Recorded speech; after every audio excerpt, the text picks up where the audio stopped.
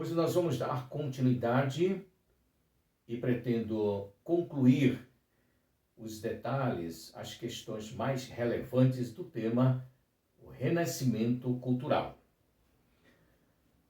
Hoje eu quero fazer o destaque aqui desses valores que o renascimento cultural nos trouxe. Quando eu digo nos trouxe, porque a humanidade ainda hoje, ela tem na sua base de formação cultural, de formação científica, de formação filosófica, todos estes componentes aqui, sem exceção de nenhum outro, ok?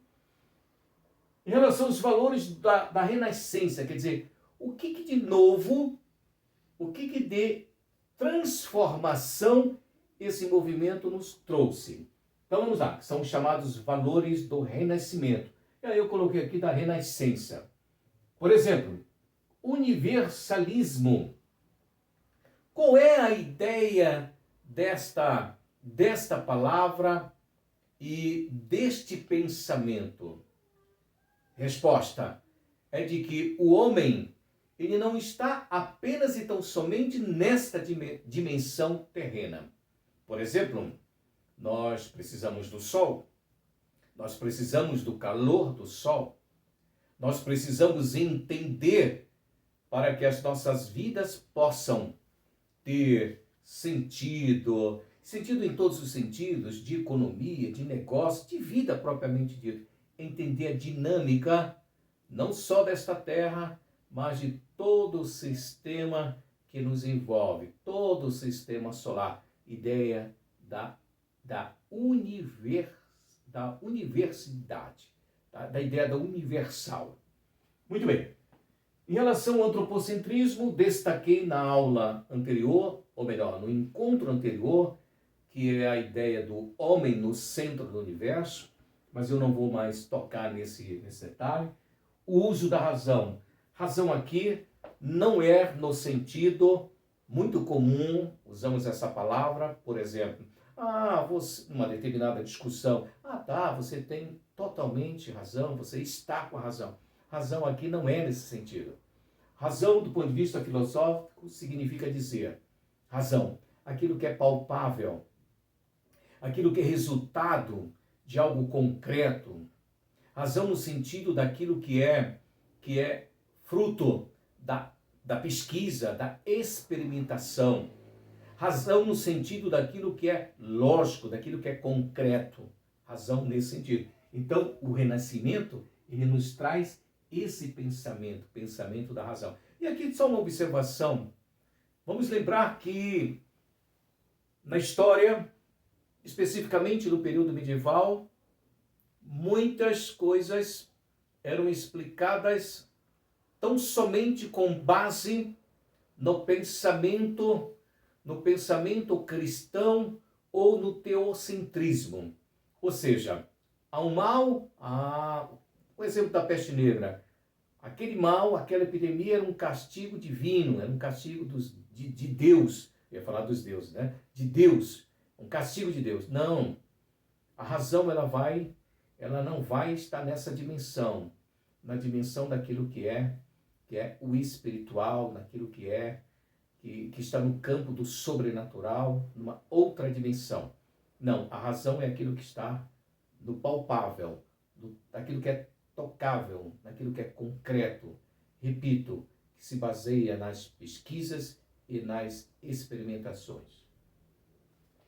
Em relação ao individualismo, isso daqui vai dar uma força para a construção do novo tempo, que é a Idade Moderna, e a construção de um novo sistema que irá se chamar, e que se chama, né, sistema capitalista, ou o capitalismo.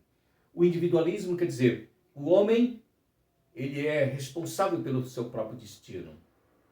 Não é Deus, do ponto de vista do teocentrismo, que conduz, que leva o indivíduo, não é, a tomar decisão. Não. Aqui nós temos o livre-arbítrio, dentro da ideia de que o homem é livre. Então é ele quem busca, é ele quem define, é ele quem escolhe o caminho que deve seguir. Por que eu falei do capitalismo, né? Que é o sistema que virá, já vai nascer, começa a nascer, para ser mais preciso, no final do feudalismo, da Baixa Idade Média. Quer dizer, o individualismo no sentido do eu, no sentido do ter, no sentido do materialismo, no sentido do consumismo, que, como disse, é um componente que será fundamental para o capitalismo. E que é, né, porque o capitalismo está aí até hoje. E a ideia de tempo no sentido de que o homem é senhor de si próprio, acabei avançando no individualismo, e que também isso agradava esse pensamento profundamente a nova classe social que surgia e ganhava força, que é a burguesia. Muito bem, eu estou citando, o renascimento das ciências, e aqui eu já aponto logo para destacar este campo aqui do renascimento, as ciências, como Leonardo da Vinci, Nicolau Copérnico, Galileu Galilei. Ora, esses cientistas, eles vão pesquisar, e aí nós temos questões bem interessantes. Por exemplo, Copérnico e depois Galileu, ele vai, ambos, né? Há uma soma nesse sentido. Eles vão, por exemplo, mostrar, a partir dos seus estudos científicos, de que a Terra, ela não... aliás, o Sol, ele é o astro mais importante deste universo, desta galáxia. E, portanto, é a Terra que se mexe em torno do Sol. Ou seja, é a Terra que se movimenta em torno do Sol.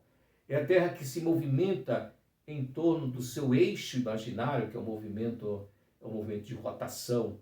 É a Terra que gira em torno de si mesma. Esse giro é responsável pelo dia, pela noite, pelas 24 horas. O movimento de translação, que é o movimento que a Terra faz em torno do Sol, né, que é responsável, por exemplo, pelas estações do ano e as suas dinâmicas tão importantes para as nossas vidas, a vida de toda a humanidade, de todo o planeta. Muito bem.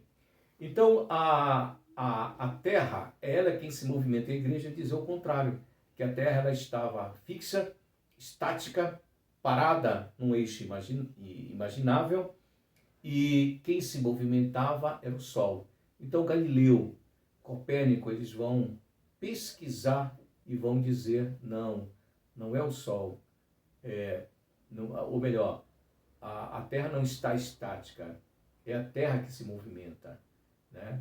É em torno de si e em torno do Sol.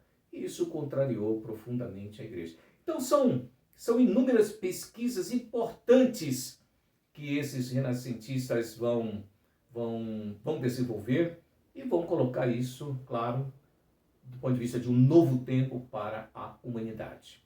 Bom, eu estou destacando agora aqui alguns nomes, são apenas alguns, porque nós temos inúmeros, são muitos renascentistas, todos brilhantes, cada um na sua área ou nas suas respectivas áreas de trabalho, de atuação, mas eu estou destacando aqui Leonardo da Vinci, talvez um dos mais conhecidos da Renascença. Por sinal, o Leonardo da Vinci está aí até hoje, né? Se não fosse a pandemia, ia atrapalhar um pouquinho, mas estávamos com uma exposição em São Paulo, né, de todos os trabalhos de Leonardo da Vinci, Michelangelo, Nicolau Copérnico, Galileu, entre outros. Né? E todos nas suas respectivas áreas, das pinturas, como é o caso de Michelangelo, seu trabalho artístico, até hoje presente no teto da Capela Sistina, lá no Vaticano. Mona Lisa, quando se fala de Leonardo da Vinci, não é? Enfim, na literatura, não coloquei aqui nenhum nome, mas nós temos, por exemplo, Luís de Camões, escritor português, que trata das suas inúmeras obras, mas que trata, por exemplo, da questão na obra que vai tratar das grandes navegações. Miguel de Cervantes, né, escritor espanhol, entre outros.